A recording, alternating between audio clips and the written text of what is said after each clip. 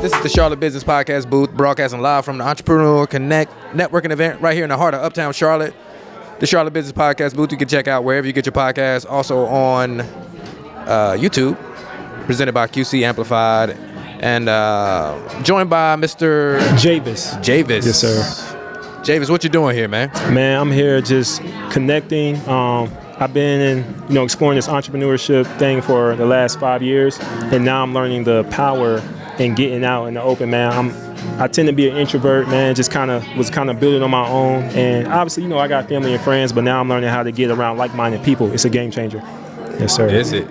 How much networking have you been doing lately? Man, in the last, 90 days, I've done more networking than I've done in the last 5 to 6 years. Yeah, just I will go to an event, connect with somebody, find another event, and I'm just stacking them. Anything particular about Entrepreneurs Connect that you like? Anything stood out here? Yeah, man, I love the setup because it allowed just everyday person to get on there and get real feedback, and I'm in real time. Like, obviously, most events you probably go to, you might get a panel with people who are accomplished, which is powerful, right?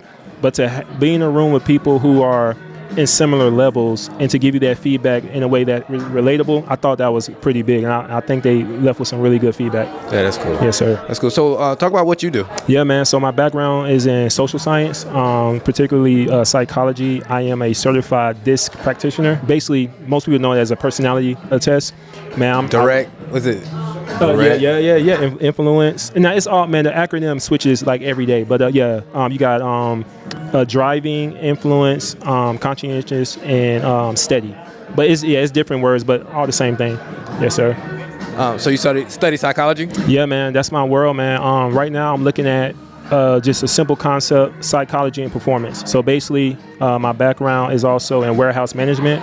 That's kind of where the concept was born, because I was like, okay, we're looking at numbers and data, but like my background lets me know what's behind that, because at the end of the day, it's people, right? Yeah. And so that's what I'm exploring now, and my use case is going to be foster care. I have a heart for the youth that are going through that system, and I'm looking at ways to make it more efficient on the back end, because like the state, I don't want to say kick them out, but they age out. Yeah. And I want to make sure that they're landing on their feet.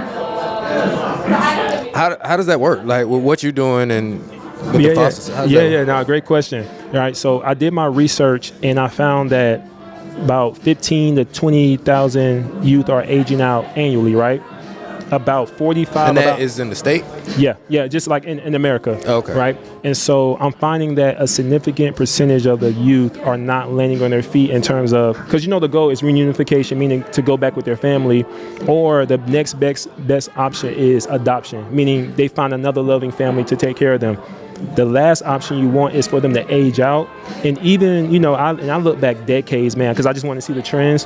Even with all the programs that they have when the youth age out, there's still a breakdown. Well, like over half of the youth aging out. So I'm like, my psychology mind started going, if they have external resources, their breakdown, they might not be addressing the inside, the emotional intelligence, the psyche. And so that's why I'm exploring ways to, bring to the table what my unique value, so that we can clean that number up. How do you even start that? Yeah, so not to give you my whole life story, but I pretty much went through the foster care system, man. Lost my parents before I made it to the 4th grade. So one, it's a lived experience. So there's empathy, there's understanding. And I remember, as you can see, I'm sitting down, but I'm about 6'5". I play sports.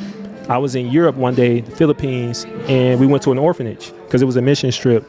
And the kids were looking at me, and I said, hey, I know what it feels like. I was there too. They couldn't believe it. I kid you not, in that moment, I realized that, oh, wow, like I can be an example that no matter what happens when you're young, you can still overcome. So that's kind of how this thought started over the last few years. And then, just as time went on, I got more experience. I got more, wisdom. And the way I'm explaining it now, it took time to get to this point of clarity. Yes, sir. Yeah. So how are you going to, have you started building this business yet? Yeah. So my company, Xpected.ai, was phase 1. I started out with just doing like a business to consumer play where I'm offering everyday people, I'll give you an assessment and 2 AI tools. So I was giving them basically Claude, or most people know ChatGPT. And then I was also giving them an interactive avatar that they can talk to just to reinforce development. I'm pivoting from that now because, again, like I tapped into a more meaningful vision than when I just explained on foster care. And so what I'm doing now is I'm in talks with some people who have resources, capital, and now I'm just continuing to come to events like this because I'm finding that when you network, like pieces just come together, you know, stakeholders, people who know people. And so that's kind of where I'm at right now. Yep. Yes, sir. Cool. So what's the biggest challenge you're having? Man, I would say the next big thing is obviously I can always get better at my business model. However, the next big thing is just funding, man. I got my concept. I've used ChatGPT. Well, not ChatGPT. I use Claude to build MVPs, which is like, because you know today with AI, you don't necessarily have to know how to code. Now you can just prompt. So yeah, I've been building like kind of products and I've been building versions of it. And now the next goal is to literally get funded to build the actual MVP, like the enterprise level, because it's going to be thousands of kids and, you know, thousands of people on this platform, because that's kind of the concept of my company. And then I need a strategic partner to get me into the rooms where decision makers in the nonprofit space are going to pretty much say yes to the idea, and we can start getting clients. So that's kind of what it is: capital and decision makers. Yes, sir. How you gonna do that? Networking? Yeah. So yeah, I'm already like I got my foot in the door now, man, with a strong lead. And like I said, the reason I was able to explain it so, you know, to a degree right now is because I've been challenged by this person to continue to dig deeper about what I'm trying to do. And so, because at first it was just going to be, well, you know, I got this psychology and performance concept. I can do it for education, sports, warehousing. They was like, yeah, you know, we need one simple use case. And then I was like, okay, let's do foster care. We can do this. They was like, no. Get sharpened down one more time. I was like, all right. I'm not going to focus on the entry because there's a lot of resources with kids coming in. There's a lot of resources with the experience, meaning there are people who are building frameworks to help with placement, right? I found the gap in the exit. There's not a lot of resource when kids leave. And so I was like, aha, I got it. So it's been a journey, but now I'm there. I'm clear. Now I got to continue to connect and like just be patient because I'm learning that these type of opportunities take a long time. Yes, cool, man. I like what you're doing, man. It sounds pretty dope. Appreciate it, man. Sounds tough, but you can do it. Yes, sir. You can do it. Tell people how they can find you and work with you. Yeah, so the easiest thing right now is I'm on all social media. Javis Howard is literally like Davis, but with a J. And then I'll drop my email. It's the email that I pretty much use when I'm, you know, doing business at javis@javishoward.com. And so those are the two areas that they can find me. All right, cool. Anything you want to leave people with?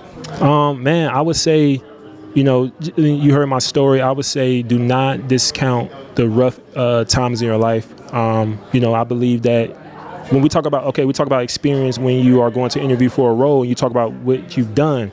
But I think another part is what you survived and been through. I think if you're an entrepreneur, you want to add a lot of value. I think there's no better place to start than what you've overcome.